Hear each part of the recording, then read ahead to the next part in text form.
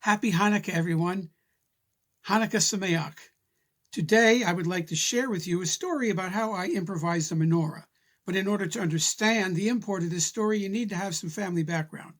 Now, my wife, Carol, is very, very allergic to burning things. She has COPD and asthma, and anything burning like a candle, triggers a reaction.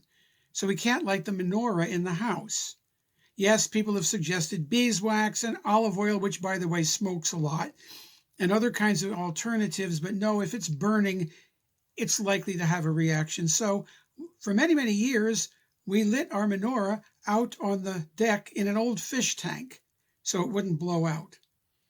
That is until last year when, klutzy me, I tripped and dropped it and it smashed to bits. So what was I going to do, to light the menorah? It's the first night of Hanukkah. Now, some people have suggested that I should have electric menorahs, and I do indeed have two of those. I have this one, which goes upstairs in the attic window to proclaim the miracle to anybody driving by on the road. And then I also have this one, this multicultural one that celebrates the diversity of our community, which I have downstairs in the living room. However, according to halakha, Jewish law, you have to have real fire to actually fulfill the mitzvah. So I thought to myself, what in the world am I going to do? And then I got an idea. I went up in the attic and I got a couple of canning jars. And I took a piece of foil like this and I stuck it in the bottom. And I took a Shabbos candle, and I lit it and I dropped some wax in there, stuck it in there, and I made two of those.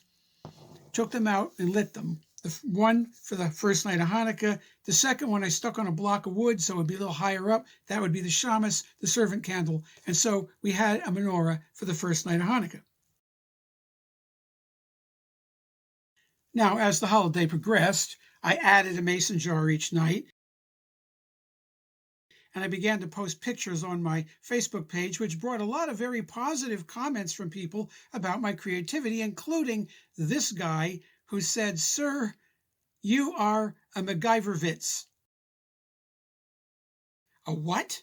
Oh, yeah, MacGyver. That's right. That secret agent guy that was always improvising things and putting things together at the last minute.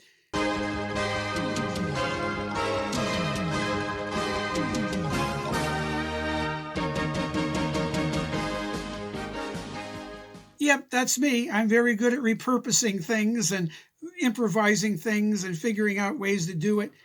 And this brings me to another comment that is really kind of the heart of this Devar Torah, this teaching. To me, this sounds very close to the same making do that the Maccabees did at the first Hanukkah. Good on you.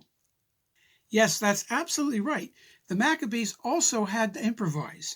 Now, when we tell the story of Hanukkah, and we illustrate it with Judah Maccabee and the high priest relighting the menorah, we usually use a painting something like this.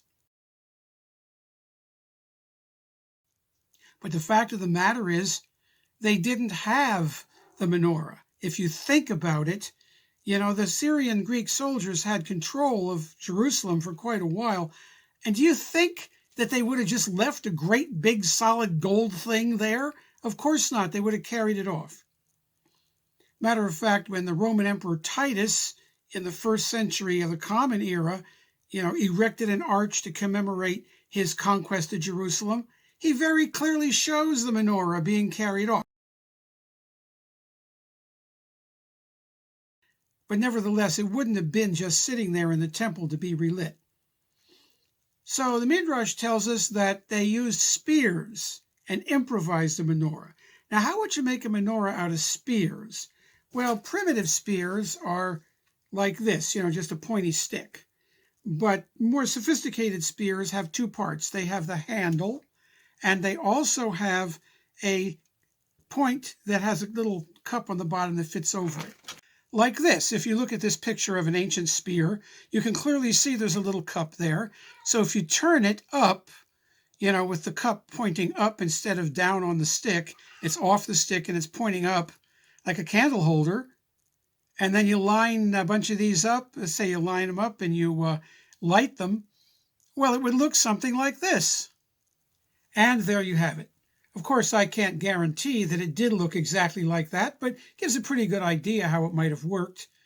And so if you're stuck in a situation where you don't have a menorah and you have to improvise, think like a Maccabee. The important thing is the light. The container that holds it, the vessel, that could be many different things. But the importance is to increase the light, bring more light into the world. And with that, I'm going to wish you all a Hanukkah Sameach. Happy Hanukkah.